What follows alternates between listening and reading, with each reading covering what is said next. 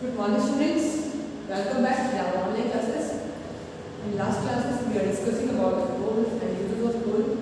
Now today we will discuss about crude oil because it is also a part of our fossil fuels. So let's begin. Student, what is crude oil? Crude oil क्या है? Crude oil is formed from the remains of plants and animals that live in the sea. Crude oil जो है ये remains है वो plants animals का जो समुद्र में कभी रहते थे उन्हीं से ये क्रूड ऑयल बना है. This sand to the sea bed and got covered with layer of sand. तो हुआ ये हुआ होगा कि प्लांट्स और एनिमल्स जो है डेड प्लांट्स वो डूब गए होंगे और समुद्र किनारे में जब ये जाके लग गए होंगे और इन ये बालुओं से कई लेयर से कवर हो गए होंगे. Over the years they change into crude oil. Crude oil is found under the sea bed. तो कई सालों तक ये प्रोसेस चला होगा और इस तरह से क्रूड ऑयल बना. ये क्रूड ऑयल जो है आपको समुद्र के किनारे में पाया जाता है, वहाँ पे मिलता है. It is a thick black liquid which is taken out from oil wells set up over oil reserves. तो जो ऑयल रिजर्व सेटअप किए जाते हैं तो वहीं तेल का जो कुआं होता है वहाँ से ब्लैक थिक लिक्विड जो है वो निकाला जाता है. Crude and students remember one thing, we can not use crude oil in raw form. कभी भी हम कच्चा तेल क्रूड का इस्तेमाल नहीं करते हैं. It has to be refined in an oil refinery. तो इसे क्या है, पहले ऑयल रिफाइनरी में ले जाकर इसको रिफाइंड किया जाता है. Now students, let's discuss about the uses of crude oil. क्या है क्रूड ऑयल के uses? When crude oil is refined, we get diesel, petrol and kerosene. आप जो गाड़ियों में डीजल, कैरोसिन और पेट्रोल का जो यूज़ देखते हैं तो वो ये कहाँ से निकला है? ये क्रूड ऑयल से ही निकला है. यानी क्रूड ऑयल को जब रिफाइन करते हैं तो उसमें से कैरोसिन, डीजल और पेट्रोल आप अलग करते हैं, निकालते हैं. Crude oil is also use to make plastics, fertilisers, medicine and cosmetics. तो क्रूड ऑयल जो है इससे आपको प्लास्टिक बनता है, फर्टिलाइजर्स बनता है, मेडिसिन बनते हैं और कॉस्मेटिक बनते हैं. इसके अलावा students lubricating oil and painting ink are also made from it. इस प्रिंटिंग इंक, इसके अलावा जो लुब्रिकेंट ऑयल है, प्रिंटिंग इंक है, वो भी आपको क्रूड ऑयल से ही बनता है. और एक बार देखिए बच्चों, पैराफिन वैक्स जो कि आपको क्रूड ऑयल से मिलता है is use to make candles. तो इससे आप कैंडल्स बनाते हैं. You also make waterproof cartons and polisher.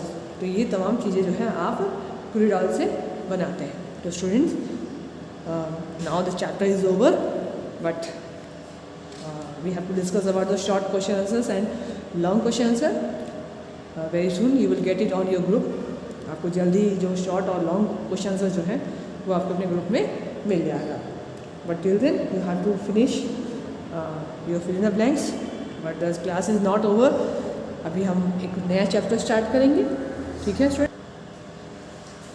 Students, आपने एक गाना बहुत सुना होगा, चंदा मोहम्मद धूम के हुए पैर टूट के. जी हाँ, चांद तो हमारे यहाँ बहुत सारे कविताएं और गाने बने हुए हैं और हम आज पढ़ेंगे मून, सैटेलाइट एंड इक्लिप्सेस. हम कुछ मून्स के फीचर्स के बारे में जानेंगे. चलिए तो इस नए चैप्टर को स्टार्ट करते हैं हम लोग. क्योंकि चांद की बात है तो चांद की बात भी स्पेशल होनी ही चाहिए. Moon, the moon is our closest neighbour in space. अगर हम स्पेस की बात करें, अंतरिक्ष की बात करें, तो हमारे जो सबसे करीबी जो पड़ोसी है वो है मून, चांद. The distance of the moon from the earth is about 3,84,400 kilometre. और ज़्यादा दूर नहीं है, बस 3,84 किलोमीटर, 3,84,400 किलोमीटर की दूरी पे मून आपको पृथ्वी से इतने डिस्टेंस में है. It looks like a ball similar to the sun and other planets. ये कैसे दिखता है? बॉल की तरह दिखता है. जैसे हमको सन दिखाई देता है बॉल जैसे, वैसे मून भी है. और दूसरे प्लैनेट्स की तरह ये भी मून भी जो है वो गोल है, बॉल की तरह है. लेकिन एक बात है, it does not have its own light. इसके पास अपनी कोई रोशनी नहीं है. It just reflect the sun's light. ये सन की रोशनी को ही आपको रिफ्लेक्ट करके देता है. इसलिए आप देखते हैं रात में आपको जो चांद जो दिखता है चमकता हुआ, रोशनी देता हुआ, actually it's not it's own light. और ये जो लाइट रिफ्लेक्ट करता है इसी को हम बोलते हैं मून लाइट, चांद की रोशनी। The moon is earth natural satellite. अब मून क्या है? इसको हम पृथ्वी का नेचुरल सैटेलाइट भी बोलते हैं। तो सैटेलाइट क्या है? Satellite is an object that revolves around the planet. तो सैटेलाइट हम उसे बोलते हैं वो ऑब्जेक्ट जो किसी भी प्लैनेट के चारों तरफ चक्कर लगाता है। तो you can see that moon is a satellite because moon revolves around the अर्थ, क्योंकि मून जो है वो पृथ्वी का चक्कर लगाता है। हमारी पृथ्वी किसका चक्कर लगाती है? It revolves around the sun, but moon revolves around the earth. पृथ्वी चांद सूरज का चक्कर लगाती है, लेकिन चांद जो है वो पृथ्वी का चक्कर लगाता है। Clear? Now we will come to know about अच्छा, there is special thing. The moon is about 4.53 billion years old, almost the same age and that of our earth. तो अगर हम इसकी एज की बात करें, उम्र की बात करें चांद की, तो चांद जो है और पृथ्वी का एज में कोई ज़्यादा डिफरेंस नहीं है, ऑलमोस्ट दोनों का एज सेम है। तो कितने साल का है ये चांद? ये चांद है आपको 4.53 बिलियन ईयर्स का है। यानी हम जैसे बोलते हैं 10 साल, 20 साल, 50 साल, हमारे जो अर्थ मून की जो एज है वो 4.53 बिलियन ईयर्स है। Okay student, now the surface of the moon. पृथ्वी की सतह, चांद की सतह कैसी है? It is rough and uneven. ये रफ है और अनइवन है, खुजरी है, एक जैसी नहीं है। And it is made of plains, mountains and craters. यहाँ पे प्लेन्स भी हैं, मैदानी इलाके भी हैं, पहाड़ भी हैं और बड़े बड़े गड्ढे भी हैं, क्रेटर्स जिसे हम बोलते हैं। Craters are scattered all over its surface. और ये गड्ढे आपको चांद के कई बड़े हिस्सों में दिखाई देते हैं। एक्चुअली जब रात में चांद को देखते हो तो उसमें जो काले काले धब्बे जैसे जो दिखाई देते हैं, it's nothing but it's craters. तो ये इसके क्रेटर्स ही हैं। The moon surface is covered with dark grey dust. Moon की जो सरफेस है उसमें डार्क ग्रे कलर की डस्ट पाई जाती है। And there is no water on its surface. इसकी सतह पे पानी आपको नहीं मिलेगा। तो वहाँ का एटमॉस्फेयर कैसा है? There is no atmosphere on the moon. जैसे पृथ्वी पे आपको एटमॉस्फेयर है, वैसे चांद पे कोई एटमॉस्फेयर नहीं है। Whenever sunlight falls on it, it becomes very hot up to 100 degree celsius during the day. तो जैसे ही सूरज की रोशनी जब पड़ती है चांद पे, तो ये 100 डिग्री सेल्सियस हो जाता है। यानी कि आप समझ सकते हैं कि जब पानी खौलने लगता है, तो आप ये भी आप समझ गए होंगे, it's not easy to survive there. वहाँ रहना आसान नहीं है, क्योंकि वहाँ तो आप गर्मी से ही मर जाएंगे। मतलब पानी जहाँ उबलता है उतना टेम्परेचर वहाँ पे दिन के समय में होता है। At night it gets extremely cold up to 150 degree Celsius.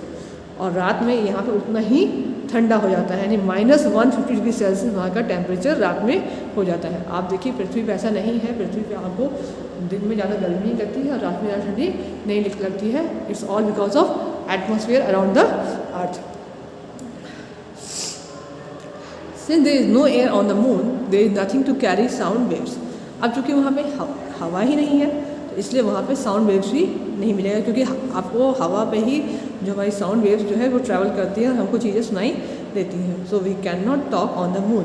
तो वहाँ पे चूँकि एयर नहीं है, so you can't talk there. जैसे यहाँ पे आप इतनी बातें कर लेते हैं क्लास में, स्कूल में, घर पे, तो आप मून पे बातें नहीं कर पाएंगे because there is no air. हवा नहीं है, इसलिए बातें भी नहीं हो सकती। The astronauts are provided radio sets in the space suit to convert the sound waves into radio waves. तो जो हमारे एस्ट्रोनॉट जो वहाँ जाते हैं, तो वो क्या ले जाते हैं? वो अपने साथ रेडियो सेट ले जाते हैं अपने स्पेस सूट में, क्योंकि रेडियो जो वेव्स, जो आपका रेडियो सेट जो है वो इन साउंड वेव्स को रेडियो वेव्स में कन्वर्ट कर देता है, जिसके कारण वहाँ पे लोग बातचीत कर पाते हैं, हमारे एस्ट्रोनॉट्स बात कर पाते हैं। These radio waves do not require any medium to travel. क्योंकि रेडियो वेव्स की जो क्वालिटी होती है, स्पेशलिटी होती है, वो क्या होती है कि इसको कोई ट्रैवल के लिए कोई मीडियम नहीं चाहिए, एयर नहीं चाहिए। The radio waves signals are converted into the sound wave by the radio set. और जो रेडियो सेट जो होता है वो रेडियो वेव सिग्नल्स को क्या करता है? वापस साउंड वेव्स में कन्वर्ट कर देता है, जिसके कारण एस्ट्रोनॉट्स एक दूसरे की बात को सुन पाते हैं। In this way the astronauts are able to communicate with each other. तो इस रेडियो सेट की हेल्प की वजह से ही मून पे जो एस्ट्रोनॉट्स जो होते हैं वो आपस में एक दूसरे से बात कर पाते हैं। Now what's about the gravity? Moons gravity के बारे में बात करते हैं। The moons gravity is only 1/6 of that of the अर्थ। तो हमारी पृथ्वी का जो 1/6 जो हिस्सा है बस इतना ही ग्रेविटी मून के पास है। यानी हम जो यहाँ पे हम कोई भी चीज़ को फेंकते हैं तो वापस धरती पे आके गिरता है, it's all because of gravity. But on moon there is very few gravity, only 1/6 of the earth. This means that we can jump higher on the moon than on earth. अब चूँकि यहाँ ग्रेविटी लो है तो वहाँ पे आप जब moon पे जंप करेंगे तो आप अर्थ के मुकाबले में वहाँ पे ज़्यादा हाई जंप ले सकते हैं, क्योंकि वहाँ ग्रेविटी तो ज़्यादा है ही नहीं। So if one's weight is 42 kg on the earth then the weight on the moon will be 7 kg। अगर पृथ्वी पे आपका वजन 42 किलो है तो चांद पे आपका वेट कितना होगा? Only 7 kg। And I think that is sufficient for today.